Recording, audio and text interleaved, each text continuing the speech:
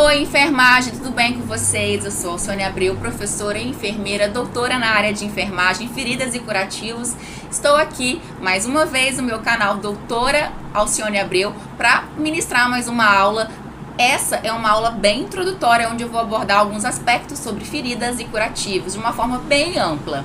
Se eu fosse você, não deixava de seguir meu canal no YouTube, então se inscreva no meu canal, me siga no Instagram e deixe seu like aqui e um comentário que eu vou amar te responder, tá bom? Vamos começar? Vem comigo.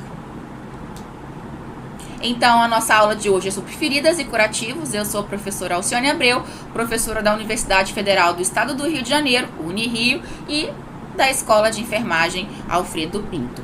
Vou começar falando para vocês, que eu sei que muitos de vocês ainda não conhecem, que é a multiplataforma do Cofem Play.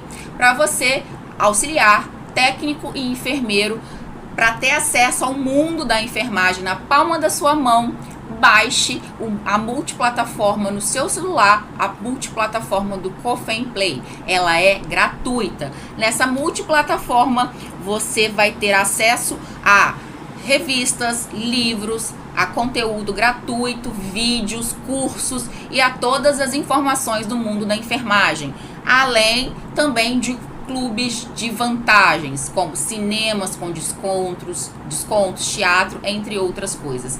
Então, se eu fosse você, profissional de enfermagem, fizesse agora, depois dessa aula, o download dessa multiplataforma no seu celular, ok?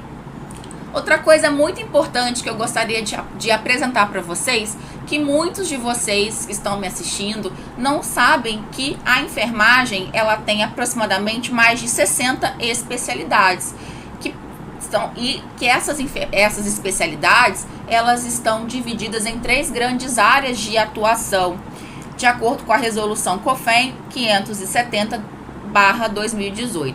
Deixo aqui o QR Code para vocês depois procurar maiores informações sobre essas especialidades. Essas 60 especialidades estão divididas em 3 grandes áreas. Primeira área é saúde coletiva, saúde da criança e do adolescente, saúde do adulto, saúde da mulher, saúde do idoso e urgência e emergência, área 2, ingestão e área 3, educação e pesquisa. Então, enfermeiro, não fique pensando aqui dentro da caixa, né? Tem muitas outras especialidades que vocês podem realizar, inclusive a enfermagem dermatológica, que é a de feridas e curativos, ou a estomoterapia, que vocês podem sim trabalhar com o cuidado do paciente, prevenindo as lesões e trabalhando, né, com pacientes, tratando essas lesões. Então, se você quer, né, trabalhar nessa área, eu te oriento a fazer uma especialidade, seja ela enfermagem dermatológica com ênfase em feridas ou a estomoterapia, ok? E depois que você que você concluir a sua especialização, é importante que você vá ao Corém da sua autarquia e faça o cadastro, né, da sua especialidade, que você registre a sua especialidade. A resolução 625 de 2002 fala que o enfermeiro deve registrar a sua especialidade no Corém da sua autarquia. Se eu moro no Rio de Janeiro, eu devo registrar a minha especialidade no Corém do Rio de Janeiro. Se eu moro em São Paulo, no Corém de São Paulo. E assim vai. Vamos começar também falando sobre a SAI, né, e o processo de enfermagem. Nós estamos em um processo de...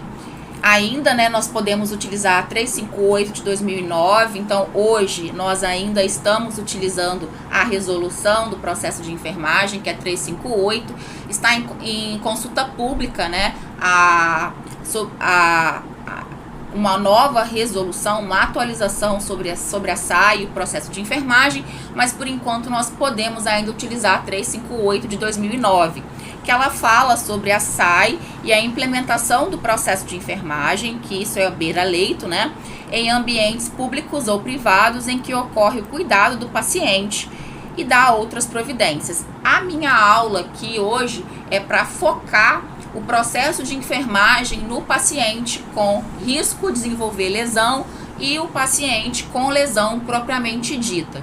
Então, nós vamos falar muito, né, do processo de enfermagem, da consulta de enfermagem a essa clientela, o paciente com feridas ou o paciente com risco de desenvolver a ferida, ok? Aqui eu mostro para vocês o processo de enfermagem da Wanda Horta, né, que fala que ele segue 6 etapas, que são etapas contínuas, que sempre começa com a coleta do histórico do paciente, que é a anamnese, que corresponde à anamnese e o exame físico. Depois nós traçamos os diagnósticos de enfermagem, e eu vou mostrar para vocês que a gente tem alguns diagnósticos específicos para lesão aberta e risco de desenvolver lesão tegumentar. Desenvolvemos o plano assistencial, prescrevemos as condutas de enfermagem, evoluímos, né, a evolução e o prognóstico. Aqui eu trouxe para vocês alguns diagnósticos muito específicos para o paciente com lesão, né, ou com risco de desenvolver lesão. Destaco aqui que lesão por pressão é um diagnóstico de enfermagem. E aí ele tem risco de desenvolver lesão por pressão e lesão por pressão, um diagnóstico de lesão. E os mais comentados, né, seria o integridade tissular prejudicada e o integridade da pele prejudicada. Aí você fala, Alcione, quando eu uso integridade tissular e quando eu uso integridade da pele, né? Vem aqui. Então, eu uso o integridade da pele prejudicada quando eu estou querendo abordar lesões mais superficiais. E tissular tem a ver com tecidos mais profundos. Então, lesões mais crônicas, eu uso integridade tissular prejudicada. E quando eu tenho lesões mais superficiais, como uma dermatite, por exemplo, eu uso integridade da pele prejudicada. Agora eu trouxe para vocês a resolução COFEN, que é a resolução 567, que ela respalda o profissional de enfermagem a desenvolver o cuidado do tratamento de lesão. Então, ela fala, né, ela fala sobre o enfermeiro, ela não fala que o enfermeiro tem que ser especialista para cuidar dos pacientes com feridas e prevenir também. Então, essa resolução, ela fala o que o auxiliar de enfermagem pode fazer, o que o técnico de enfermagem pode fazer e o que o enfermeiro pode fazer. Mas essa resolução fala do enfermeiro generalista. Então ela trata de uma forma do enfermeiro geral, tá? O mais importante é que, se você é um líder de equipe, você tem que saber o que você pode delegar para o técnico de enfermagem, o que o auxiliar pode fazer. Então é muito importante, porque a gente sabe que em qualquer área da atuação, da atenção, né, sendo primária, atenção básica, primária, secundária, né, e terciária, nós temos pacientes com lesões. Então é super importante a gente saber o que a gente pode delegar o técnico de enfermagem para fazer em relação a tratamento e prevenção de feridas. Então essa resolução 567, ela é específica para prevenção e para o tratamento de feridas, né? Então ela fala aqui que cabe o artigo 3, que cabe ao enfermeiro da área a participação na avaliação, elaboração de protocolos, seleção e indicação de novas tecnologias em prevenção e tratamento de pessoas com feridas. Então, ela fala que o enfermeiro ele participa de todas as etapas do tratamento e da prevenção, ele escolhe, ele indica, ele prescreve, e fala que o enfermeiro prescreve medicamentos e coberturas. Esses medicamentos aqui são medicamentos isentos de prescrição médica, então quer dizer medicamentos sem antibióticos, né? Então, por exemplo, sulfadiazina de prata, o enfermeiro não pode prescrever, metronidazol, o enfermeiro não pode prescrever. E se dentro da sua rotina, por exemplo, se você trabalha numa estratégia de saúde da família, cria um protocolo onde o enfermeiro pode prescrever sulfadiazina para que o paciente com o receituário da própria unidade estratégia de saúde da família, ele consiga ir na própria farmácia da estratégia de saúde da família, retirar essa sulfadiazina ou esse metronidazol, ok. Mas o enfermeiro, ele não pode prescrever essas coberturas com ação antibiótica fora do protocolo institucional. Então, por exemplo, se eu prescrever sulfadiazina e o paciente sair do posto e for tentar comprar a sulfadiazina numa farmácia convencional, o farmacêutico ou o balconista não vai aceitar. Vocês entenderam? Agora, se eu tenho consultório de enfermagem que não é vinculado ao SUS, eu posso prescrever qualquer cobertura isenta de prescrição médica. Então, eu posso prescrever hidrogel, posso prescrever papaina, posso prescrever colagenase sem clorafenicol, posso prescrever qualquer cobertura que possa ser alginato em placa, uma espuma de poliuretano, por exemplo, ou medicamento que está dentro, de acordo com a Anvisa, que seja um medicamento de uso tópico. Porém, eu não posso prescrever fora do ambiente institucional nada que tenha antibiótico para uso tópico. E aí, como que eu saio disso, né? Então, se eu quero prescrever, por exemplo, tenho meu consultório de enfermagem dentro de uma sala comercial, por exemplo, como que eu vou fazer? Eu estou tratando uma ferida que está, por exemplo, com suspeita de uma infecção local ali. Eu vou tratar com outros produtos que tenham ação antimicrobiana e não antibiótica, por exemplo, como produtos com PHMB, que eu posso prescrever, produtos com prata, exceto a sulfadiazina de prata, ok? A sulfadiazina de prata, ela é considerada um antibiótico e um antimicrobiano. Por isso que eu não posso prescrever, porque ela tem ação antibiótica também. E antifúngica, pela ação antimicrobiana em si. Aqui eu trouxe para vocês as resoluções. A resolução 567, que fala sobre a atuação dos profissionais de enfermagem no cuidado aos pacientes com feridas.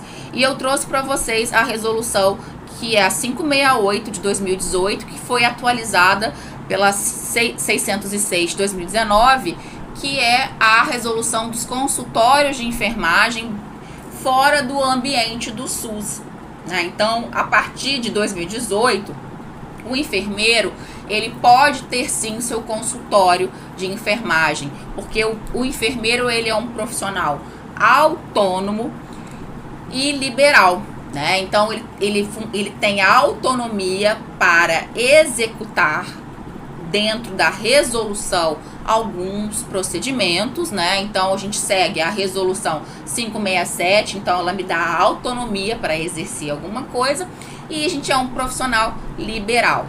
O enfermeiro, ele tem autonomia para executar algumas atividades de acordo com a lei do exercício profissional, e eu preciso me atentar a isso, né? Então, eu não posso sair realizando qualquer tipo de procedimento sem saber se eu estou legalizado para isso. E quem diz que se eu sou legalizado ou não é o Conselho Federal de Enfermagem. Então, eu sou um profissional liberal que tenho que seguir o meu conselho de classe, que é o COFEM. Então, eu tenho autonomia para executar determinadas atividades, que quem dita sobre isso é o COFEM, ok? Agora a gente vai começar falando do conceito de ferida.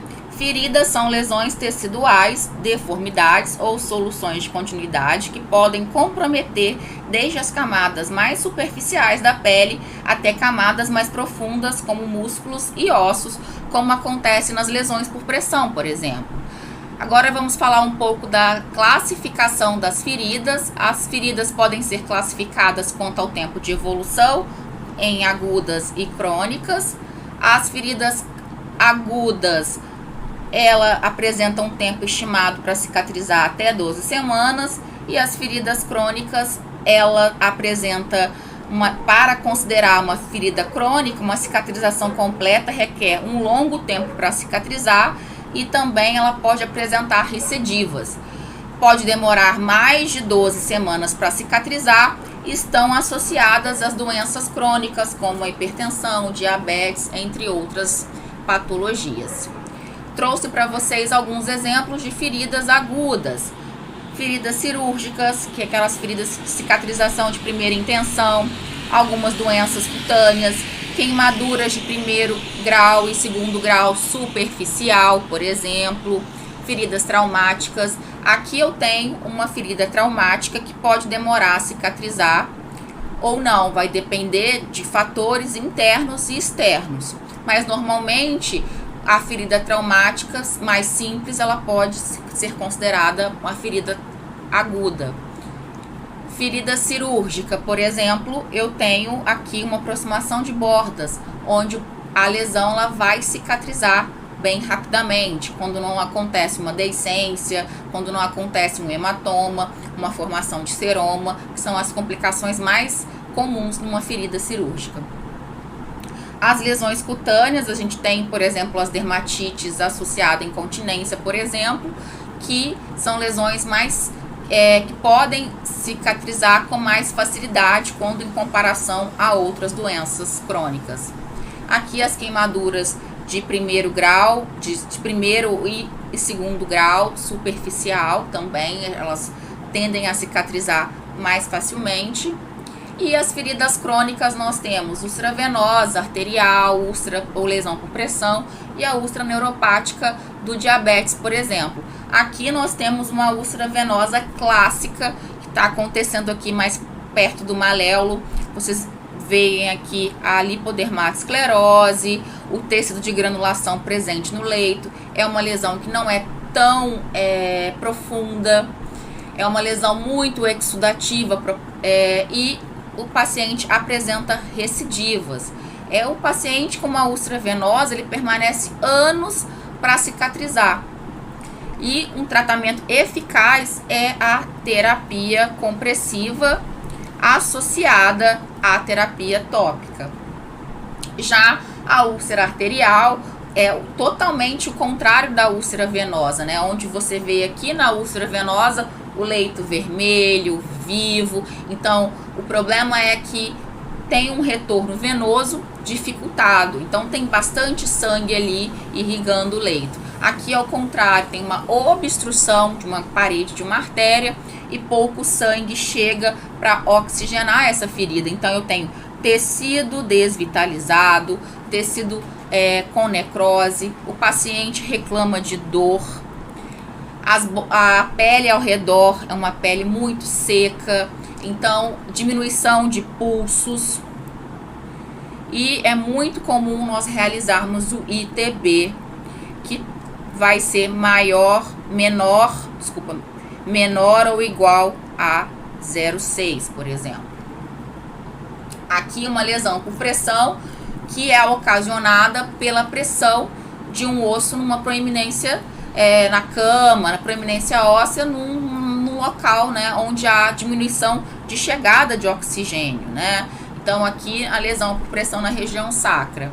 E a lesão neuropática do diabetes. Então a diminuição da sensibilidade no membro inferior faz com que o paciente tenha essa lesão, que é muito comum pelas bordas, super excesso de queratina, e é uma lesão que vive tendo infecção. Agora vamos falar dos tipos de tecido. Então aqui eu apresento para vocês todos os tipos de tecido que podem ser apresentados durante a fase do processo de cicatrização.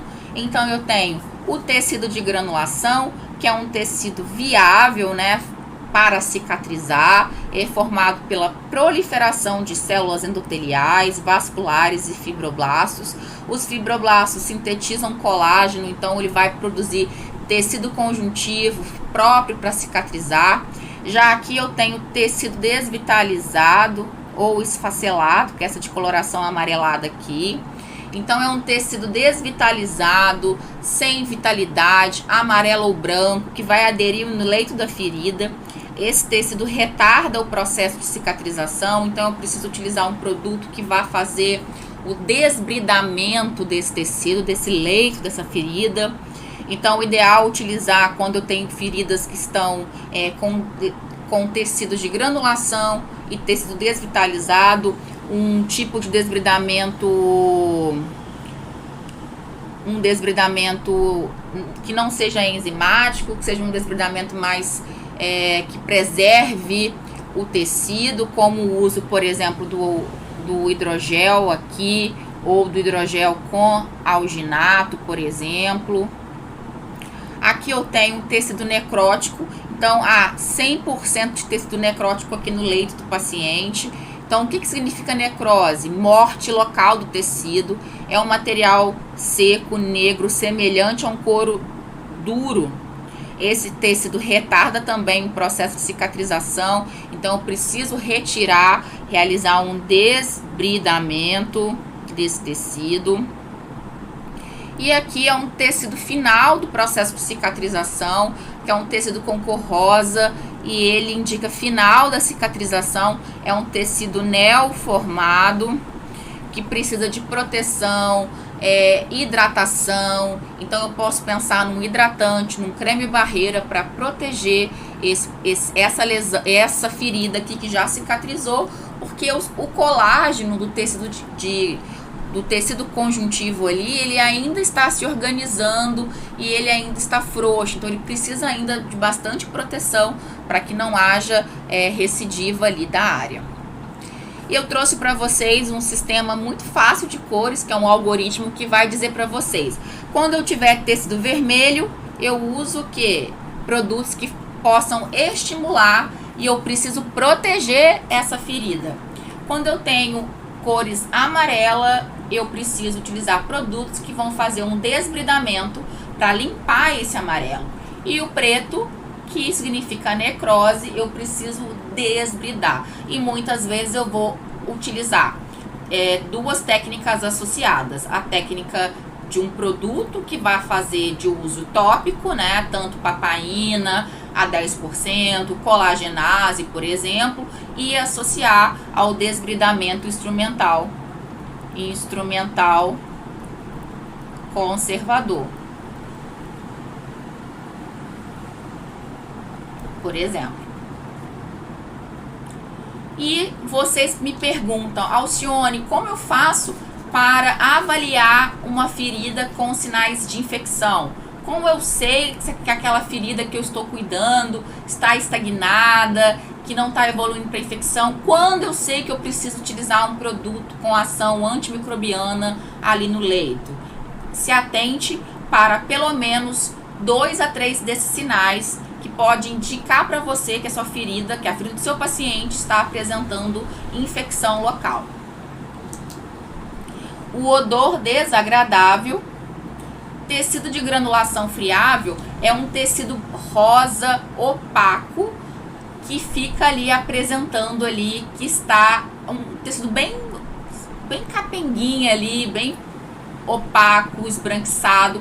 Que lembra que aqui, vou mostrar para vocês aqui, olha, aqui tá um vermelho bem vivo, tá vendo? Esse é o de granulação saudável.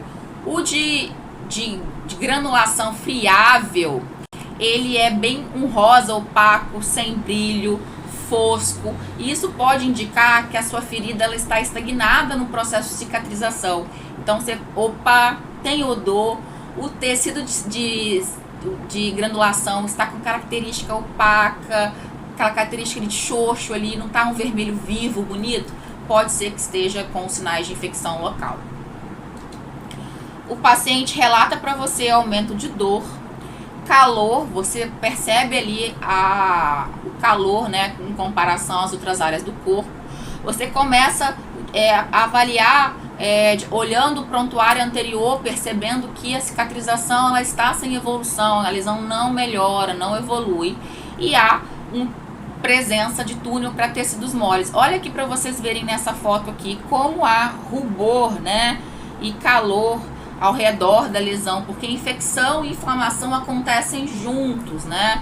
Então fiquem atentos e o paciente vai relatar a perda da função, que ele não está mais saindo de casa, prostração. Isso é super importante você se alertar.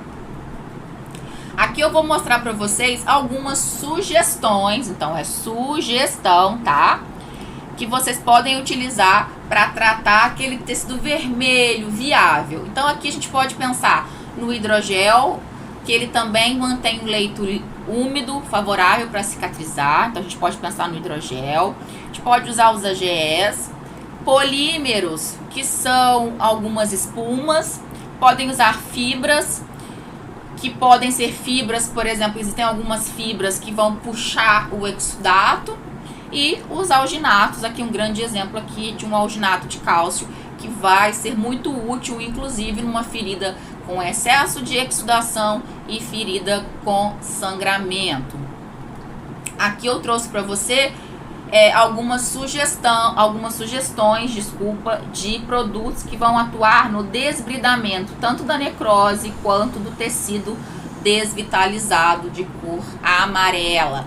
Lembre-se que a necrose preta, muitas vezes eu vou ter que adequar, né? Eu vou utilizar um produto tópico associado a um desbridamento instrumental conservador, uma técnica de square, slice ou cover para aumentar o poder de ação desse desbridamento. Então, quando a gente associa as duas técnicas, o desbridamento ele acaba sendo muito mais rápido. Como a necrose preta ela é muito mais dura, difícil de retirar, a gente acaba utilizando as duas técnicas, instrumental conservador e o uso tópico de um produto, seja ele, né, um desbridamento enzimático ou autolítico, como o hidrogel, por exemplo. Aqui eu trouxe essa sugestão, você pode pensar no hidrogel, a papaina, no caso da necrose, vocês podem usar a 10%, no desvitalizado, né, no amarelo, então no desvitalizado, a gente pode pensar entre 4 a 6%, e a colagenase ela é ótima para desbridar a necrose e o tecido desvitalizado também. Trouxe para vocês algumas sugestões de coberturas antimicrobianas. Pode também utilizar a sulfa, tem aqui uma cobertura chamada calgitrol, que ela tem uma cobertura inicial de prata, uma parte de alginato e uma espuma de polímero ali para absorver o excesso de exudato dessa ferida e também trabalhar o controle microbiológico ali com a prata. Tem carvão ativado com prata que vai, além de controlar o odor, vai tratar a infecção. Tem inúmeras coberturas com prata que vocês podem utilizar para feridas colonizadas e para feridas com infecção local. E o PHMB, Alcione, muitos de vocês me perguntam quando eu posso utilizar o PHMB. O PHMB ele tem algumas apresentações, né? A indústria farmacêutica produz algumas apresentações do PHMB. O PHMB ele tem como uma solução de limpeza, que você pode utilizar essa solução após a irrigação com soro fisiológico e deixar a solução de PHMB ali agindo por um tempo de 15 minutos, por exemplo. Depois retira aquela gase e aplica um produto da sua escolha. Então esse é o uso do PHMB como solução de higienização, de limpeza.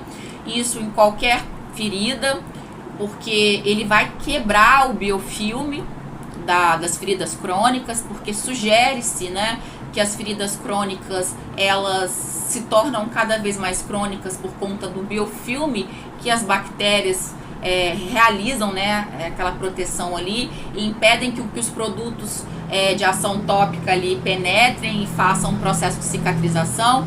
Então vocês podem usar o PHMB como solução de limpeza, como um protocolo para qualquer lesão.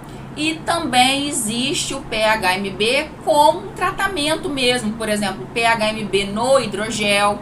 Então você pode fazer tanto o uso da solução de limpeza do PHMB e um hidrogel com PHMB, enfim, tem várias apresentações do PHMB, tanto para tratamento como para solução de limpeza. Tem até um creme hidratante que é para a região de pele íntegra com PHMB. Tem sabonete de PHMB. Então você vai saber qual é a apresentação que você tem aí na sua clínica, no seu consultório, na sua unidade de estratégia de saúde da família, para você saber qual é a indicação do PHMB. Ainda não há estudos para dizer se o PHMB causa resistência, porque o PHMB ele é um antimicrobiano, tá? E um antisséptico.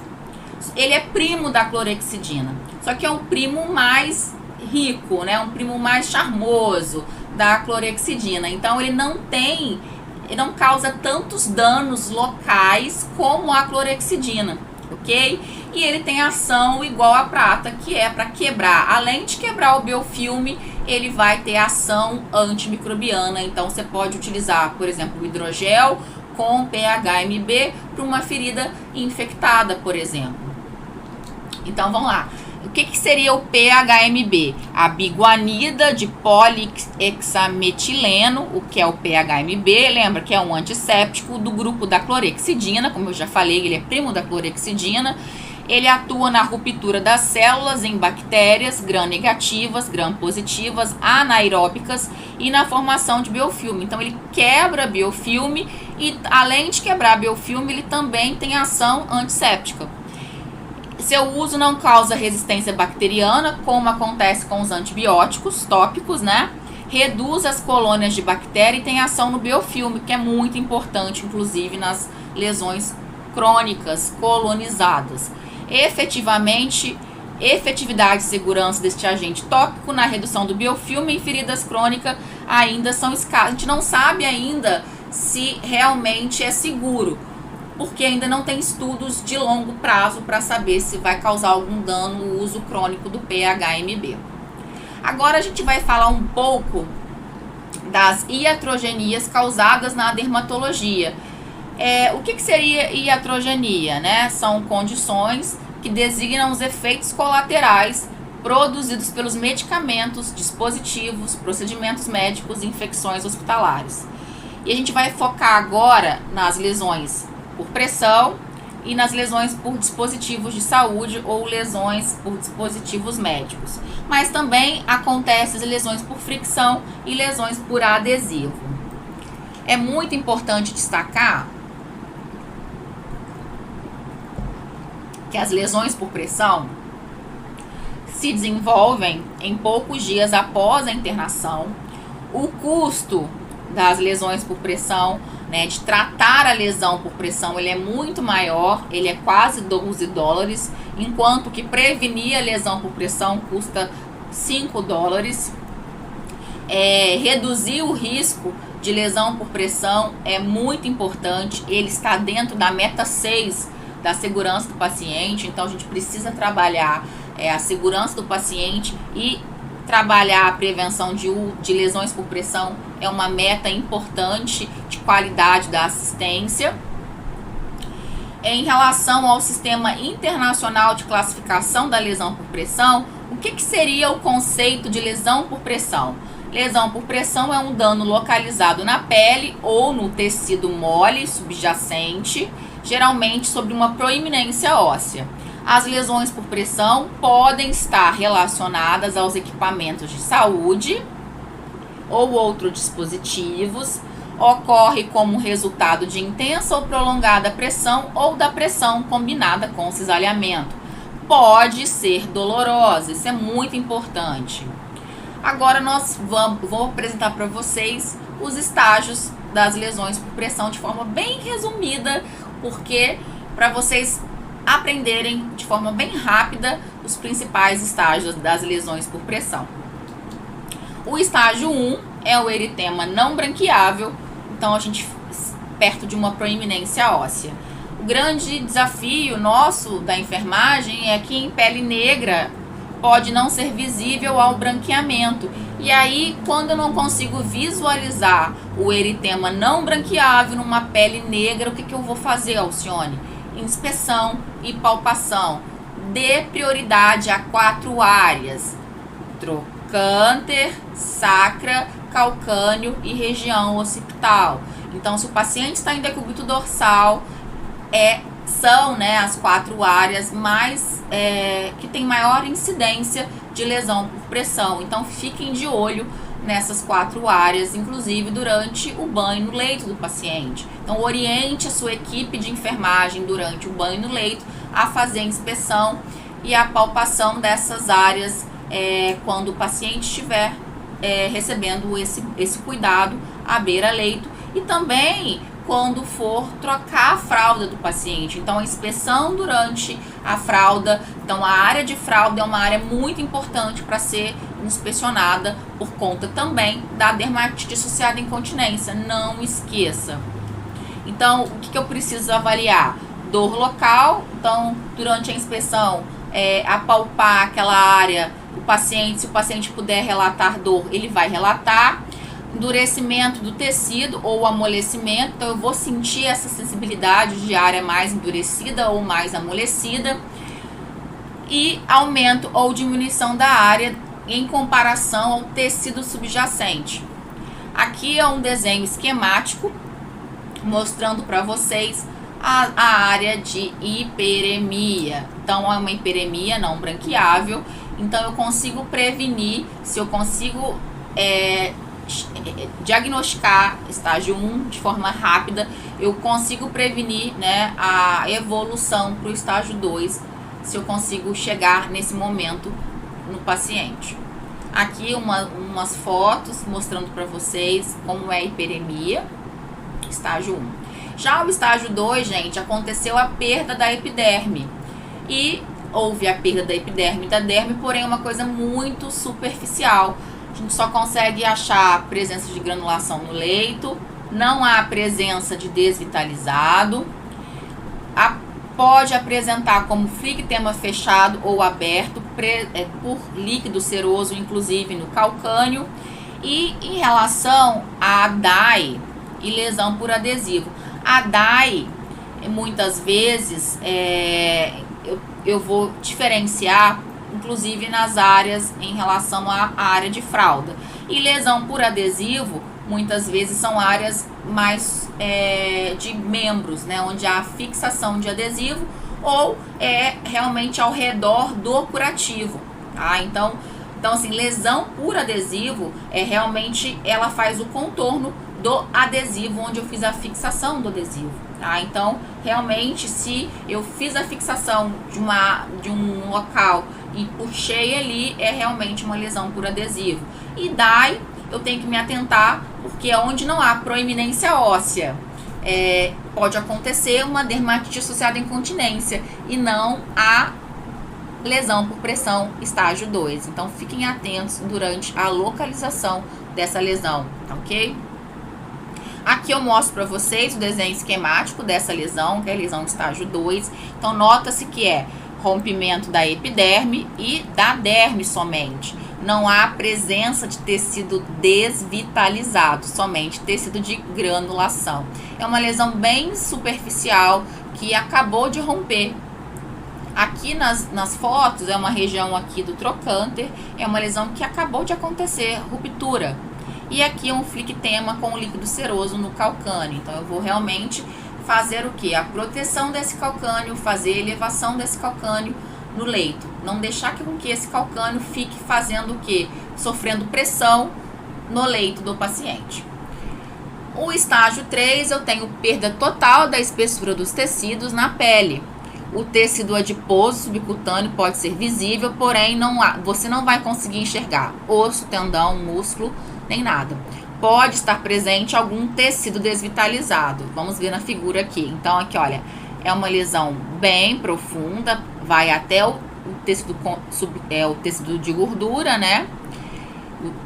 Porém, você encontra alguns tecidos desvitalizados, porém você não vê abaixo disso, né? Então, umas fotos para vocês aqui. Então, na região sacra, 2 lesões, então um pouquinho de tecido desvitalizado para vocês verem.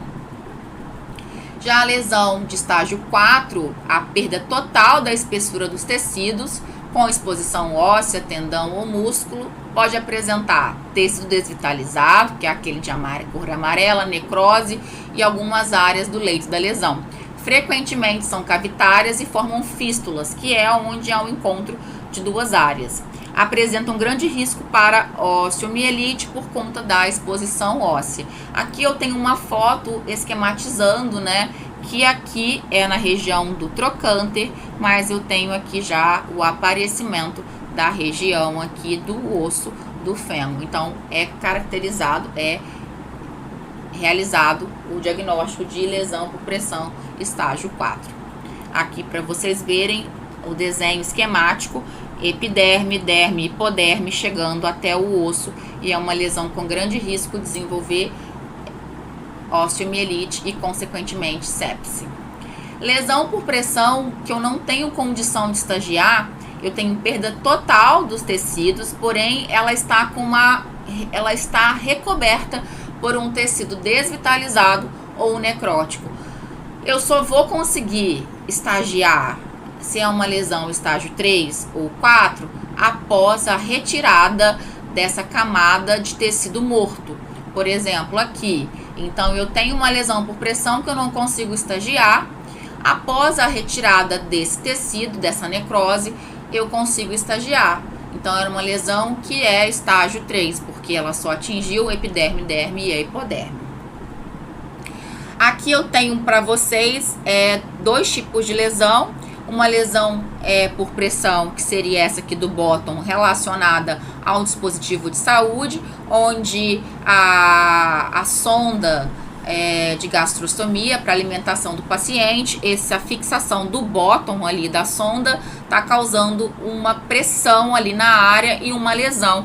Tanto que o desenho dessa lesão é do formato do dispositivo. E aqui eu tenho uma outra lesão, que é uma lesão na membrana da mucosa da boca.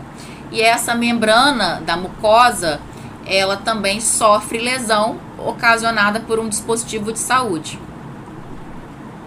Aqui eu trouxe para vocês os fatores que interferem na cicatrização: paciente desnutrido, infecção, perfusão, idade, doenças crônicas, oxigênio, entre outras coisas.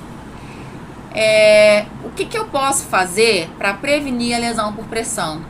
São 6 itens super importantes que eu preciso abordar para trabalhar a prevenção. Eu preciso escolher como eu vou avaliar esses fatores de risco. E como eu vou avaliar esses fatores de risco é sempre escolhendo uma escala de risco validada. Existem algumas escalas de risco, como escala de Braden, Waterloo, de Norton. Cada escala pode ser utilizada. O que vai ser importante é você escolher uma escala que seja adaptável para o seu ambiente. Tá? Seu ambiente, se é hospital, se é atenção primária, se é domiciliar, se é CTI, entre outras coisas. Mas a escala mais utilizada, que é mais amplamente utilizada, é a escala de Braden, para que é mais adaptável, né, para vários ambientes. Depois que eu sei quem tem risco, né, e qual é a gravidade desses riscos, é importante porque a alternância do decúbito e a superfície de suporte, a nutrição, o número de avaliação da pele, o cuidado dessa pele vai depender de quem tem risco e qual é o número desse risco. Então, primeiro, sempre começando com a avaliação dos fatores de risco, utilizando uma escala, por exemplo, Braden é importante.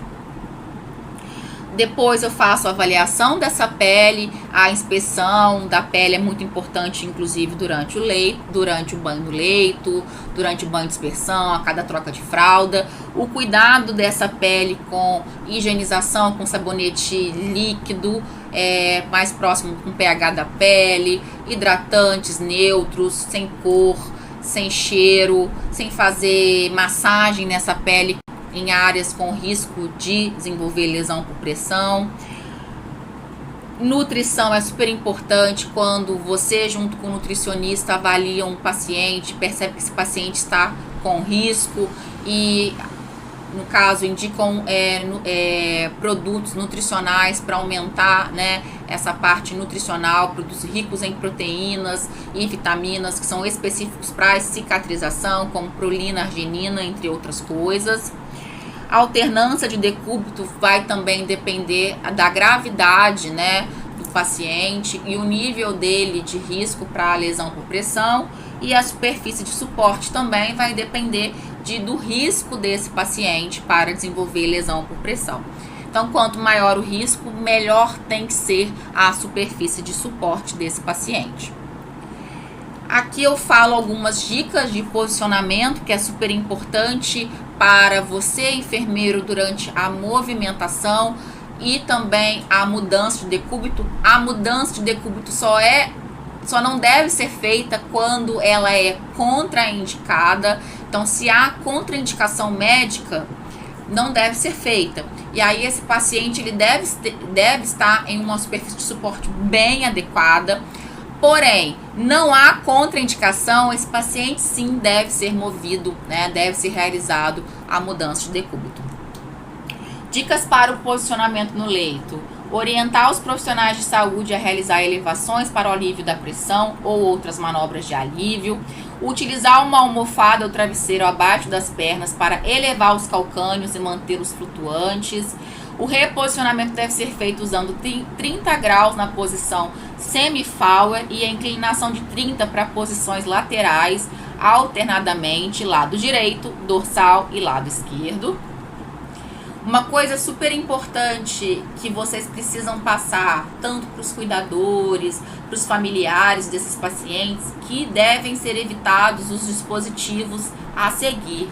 Esses dispositivos aqui, luva cheia de água nos calcâneos dos pacientes, aumentam a pressão naquele ponto ali, e quando ele for utilizar cadeira de rodas ou for utilizar uma cadeira para se alimentar ou sentar, evitar utilizar dispositivos recortados em forma de anel, porque vai aumentar a pressão aqui da sacra e do isquio, então vai aumentar a chance de desenvolver lesão por pressão. Então, se você não sabe aonde você quer chegar, qualquer caminho vale a pena. Então é isso, enfermeiro. Então, assim, busque um melhor caminho para você dentro da enfermagem, para você trabalhar. Porque se você não encontrar um caminho, qualquer outro caminho vai servir, tá? Então é isso. Não esqueça de deixar o seu like, de se inscrever no meu canal e de se inscrever também no meu Instagram, tá? Que é @Alcione_Abreu. Tchau, enfermagem. Espero você no próximo vídeo sobre feridas e curativos. Tchau, tchau. Até o próximo vídeo.